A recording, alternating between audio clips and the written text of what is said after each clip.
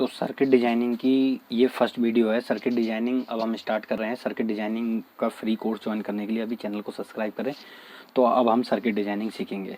तो circuit designing basically कोई भी हम अपने अकॉर्डिंग कोई सर्किट डिजाइन करना चाहें, उसमें कौन से कंपोनेंट लगेंगे, वो किस तरीके से काम करेगा, और मैं यही कंपोनेंट क्यों लगाऊं, कोई दूसरा क्यों नहीं लगाऊं, और सर्किट की पूरी वर्किंग किस तरीके से होती है और इसी कंपोनेंट को लगाना क्यों आवश्यक है। तो वो सारी चीज़ें हम सीखेंगे। और कोई भी किसी भी सर्किट को बनाने के लिए कौन कौन से सर्किट की आवश्यकता होती है, कि हमें कंबाइंड सर्किट एक सर्किट को दूसरे सर्किट के साथ कैसे कंबाइन करते हैं, और एक सर्किट को दूसरे सर्किट से कंबाइन करना और उसका इफेक्ट दूसरे पर न पड़ना, ये सारी चीज़ें देखेंगे। और हीटिंग प्रॉब्लम क्यों आती है और वो सारा कुछ जानेंगे हम। तो सर्किट डिजाइनिंग में बेसिकली सर्किट डिजाइनिंग सीखने के लिए सबसे पहले तो आपको बेसिक कंपोनेंट की नॉलेज होना ज़रूरी है। तो बेसिक कंपोनेंट जो सारे होते हैं तो मैं बता देता हूँ आपको ट्रांजिस्टर, रेजिस्टेंस, ऑप्टोकपलर, डायोड, इनकी बेसिक प्रॉपर्टी, रिले हो गई। तो आपको ये सारी चीज़ें हैं। मैं आपको सारी एक एक कंपोनेंट की वीडियो डालूंगा। और बेसिक तो होती हैं, लेकिन सर्किट डिजाइनिंग में काफ़ी सारी चीज़ें ऐसी होती है जिनका आपको कोई यूज़ नहीं बताएगा कि इसका इस जगह क्यों यूज़ किया गया है, और हर कंपोनेंट को अलग अलग तरीके से कितने तरीके से यूज़ कर सकते हैं। तो वो सारी चीज़ों को मैं बताऊंगा। तो सबसे पहले हम देखते हैं तो हमारी टास्क क्या है।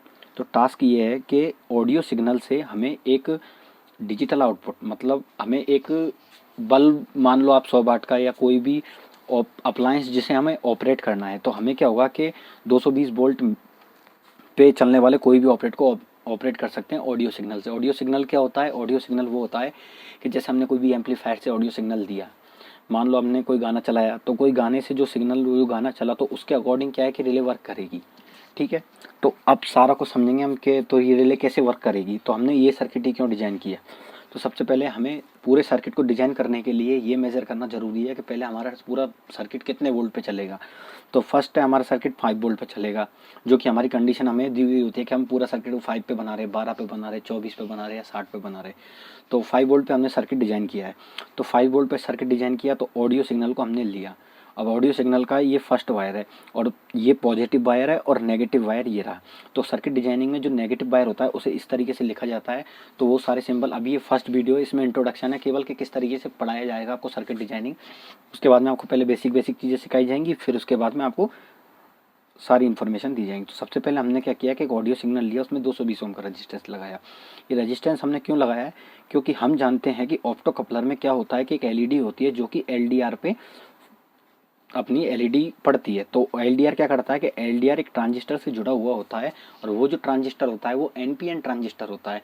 तो एनपीएन ट्रांजिस्टर में नेगेटिव, पॉजिटिव और नेगेटिव। तो इसमें क्या होता है कि जो एनपीएन ट्रांजिस्टर होता है वो नेगेटिव लेकर और नेगेटिव को पास करता है। वो कब करेगा? जब अंदर इसमें लगे जो अपना एलडीआर सेंसर लगा होता है। तो एलडीआर सेंसर पे जब लाइट पड़ती है तो जो एनपीएन ट्रांजिस्टर होता है वो क्या करता है? इसको पार कर देता है सिग्नल को।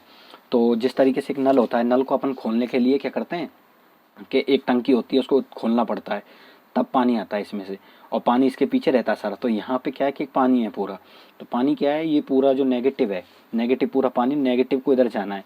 अब नेगेटिव को हमने इधर क्यों भेजा बताऊंगा मैं आपको। हमने ये ऑप्टो कपलर क्यों लगाया? क्योंकि जो साउंड सिग्नल होता है, यदि हम उसमें ट्रांजिस्टर डायरेक्ट लगा दें, तो डायरेक्ट लगाने से क्या होगा कि मान लो किसी कंडीशन में हमारा ट्रांजिस्टर फूक गया, तो हमारा क्या होगा? ट्रांजिस्टर फूकने से ये जो डायरेक्ट पानी है वो पूरे सर्किट में फैल जाएगा। फैलने से क्या होगा कि हमारा जो ऑडियो सिग्नल है वो ख़राब हो जाएगा।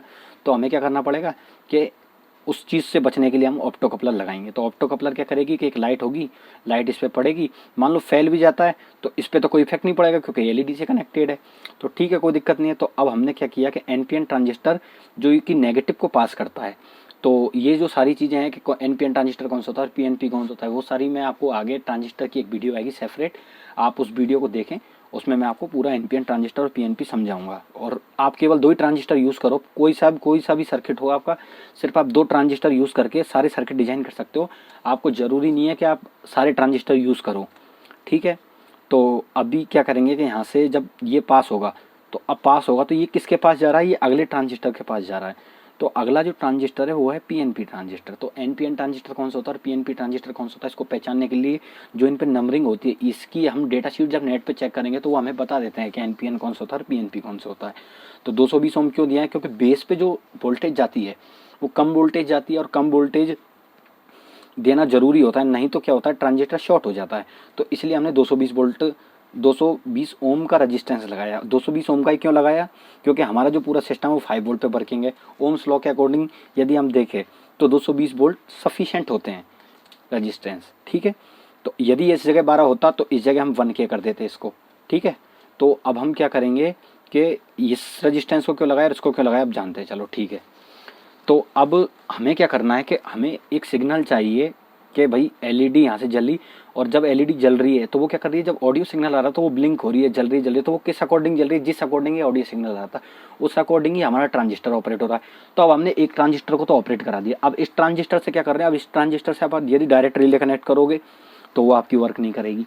तो अब हमको क्या करना पड़ेगा, इस ट्रांजिस्टर से दूसरे ट्रांजिस्टर को सिग्नल देंगे। अब दूसरे ट्रांजिस्टर को हमने सिग्नल दे दिया, तो दूसरे ट्रांजिस्टर में हमने ये BC557 ही क्यों लगाया, क्योंकि हमारे पास नेगेटिव आउटपुट आ रहा है। तो ये हमारे सामने कंडीशन फंस गई कि नेगेटिव आउटपुट आ रहा है, तो नेगेटिव आउटपुट में PNP का मतलब N बीच में है तो नेगेटिव आउटपुट आएगा। तो नेगेटिव आउटपुट के लिए हम PNP ट्रांजिस्टर का यूज़ करेंगे। तो PNP ट्रांजिस्टर हमने इधर लगा दिया, और NPN जो ये ट्रांजिस्टर था ये इसके अंदर ट्रांजिस्टर, तो इसका हम चेंजेस करने से तो PNP ट्रांजिस्टर अपने पास लगा दिया अपन ने। PNP ट्रांजिस्टर पॉजिटिव ही आउट करेगा, तो पॉजिटिव आ गया। तो अब हमने क्या किया है कि एक इसमें डिले दिया है। डिले का मतलब क्या है, यहाँ से एक सिग्नल आया हल्का सा, तो क्या होगा कि हल्के से सिग्नल आने पर ही क्या होगा कि ये डिले देने से क्या होता है कि जो ये कैपेसिटर की वैल्यू होती है इसके अकॉर्डिंग क्या होता है कि इसमें टाइम एडजस्ट कर सकते हैं हम कि कितनी देर तक ये ट्रांजिस्टर ऑन रहेगा।